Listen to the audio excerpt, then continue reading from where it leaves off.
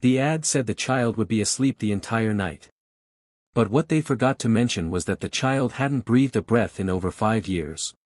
When you're 19 and trying to afford rent, you don't ask too many questions about a high-paying babysitting gig on Craigslist. The post was simple: an overnight shift from 9:30 p.m. to 6 a.m., watching a 7-year-old girl named Maya.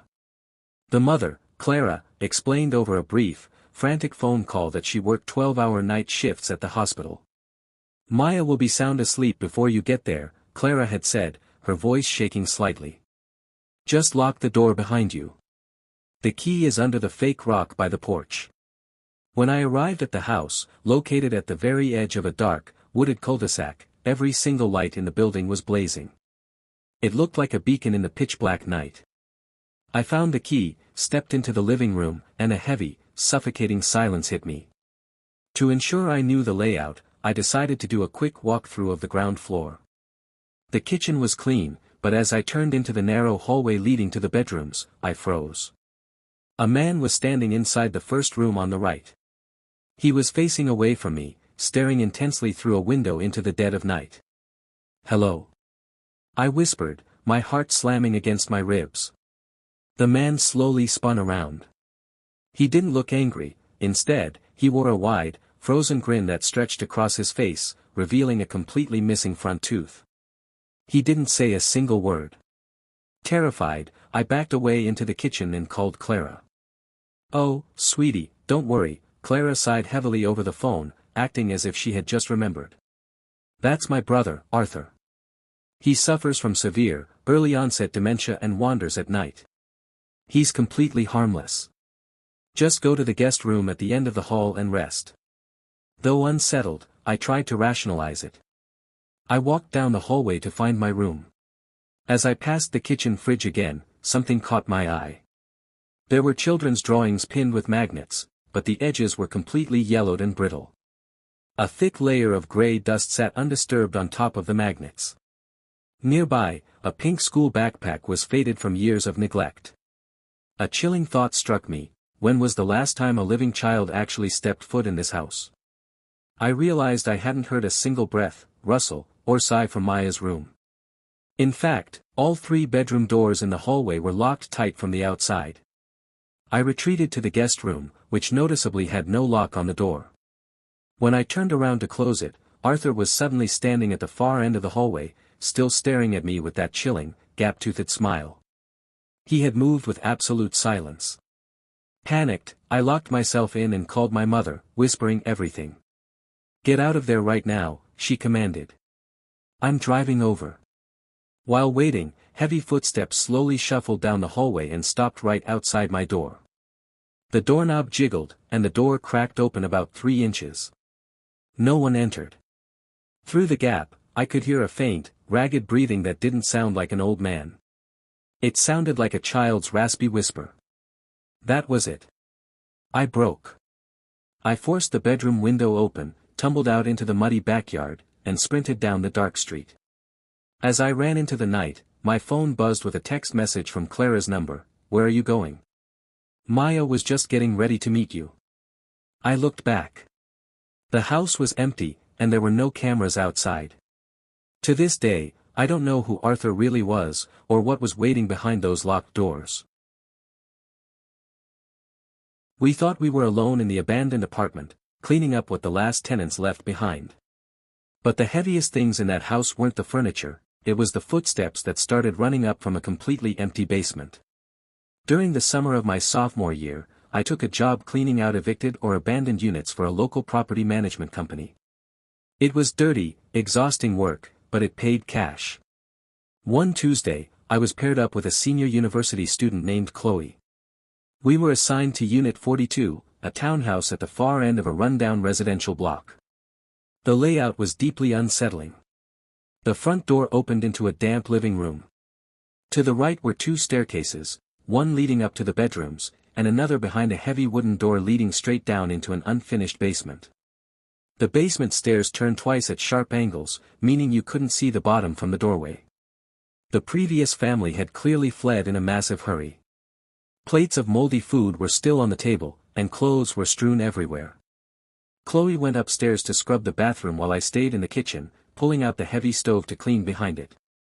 While struggling with the bottom storage drawer of the oven, the metal tracks broke, and it got completely jammed halfway open.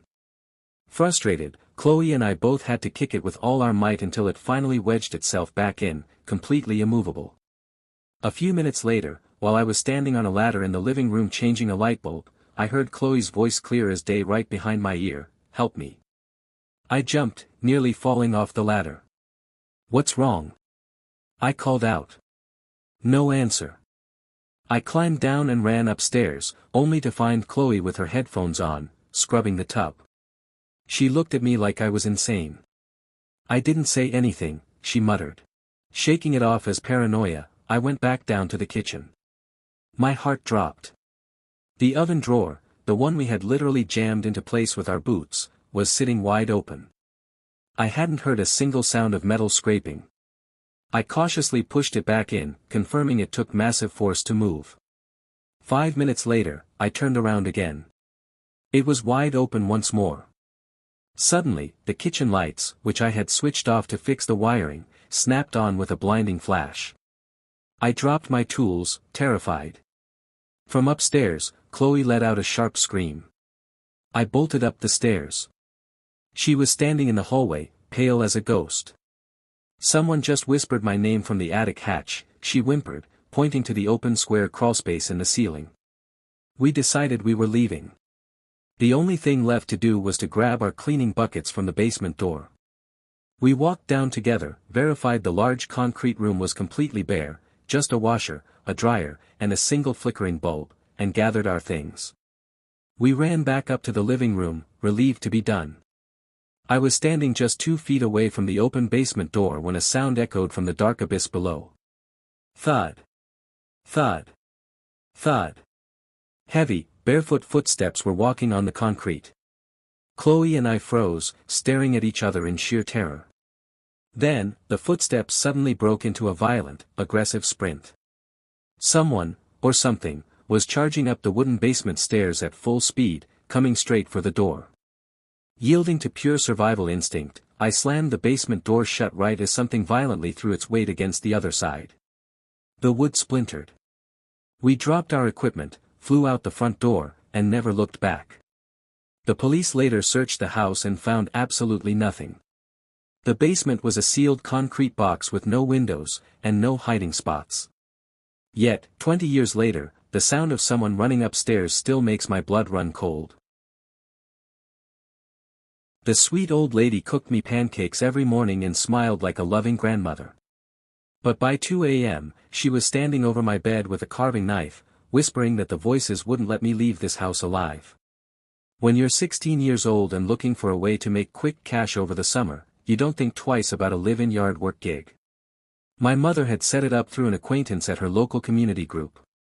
The job was for an elderly couple, Julian and Evelyn, who were both in their late 60s. They lived out in a deeply rural area, about 40 minutes away from the nearest town. Their property was a sprawling, historic farmhouse tucked away at the very end of a long, winding gravel driveway, completely swallowed by dense, suffocating woods. The deal was simple: I would stay in their guest room for a week, help Julian clear out an old overgrown barn, paint some fences, and do heavy lifting. In return, they would pay me a massive lump sum. My mom trusted them completely, and honestly, so did I. When I first arrived, Evelyn seemed like the definition of a perfect, doting grandmother. She was quiet, smiled warmly, and immediately baked a fresh batch of chocolate chip cookies for me. My room was located at the very end of the long, narrow hallway on the second floor. However, a strange chill ran through me during our very first dinner together.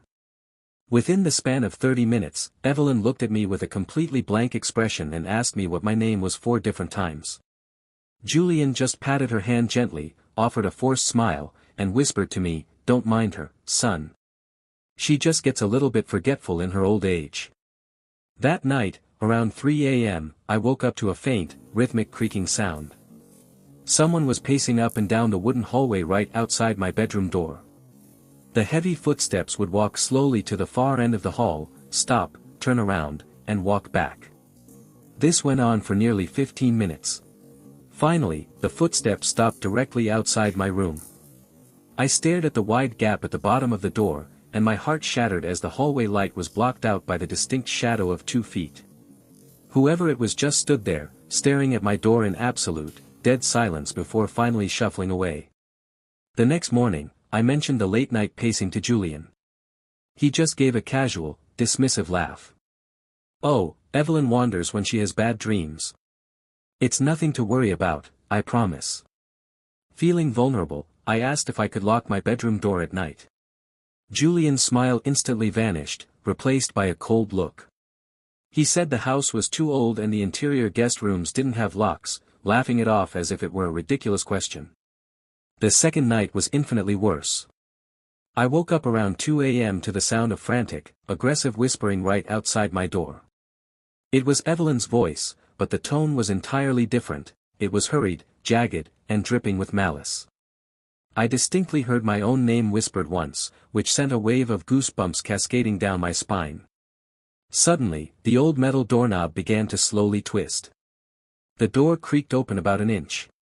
Through the narrow darkness of the crack, I could hear her heavy, raspy mouth breathing. By the fourth day, the atmospheric dread was becoming unbearable. While Julian was inside, I went into the old dilapidated barn to look for a specific wrench. Tucked away in a dark corner, I discovered a heavily dented metal walker.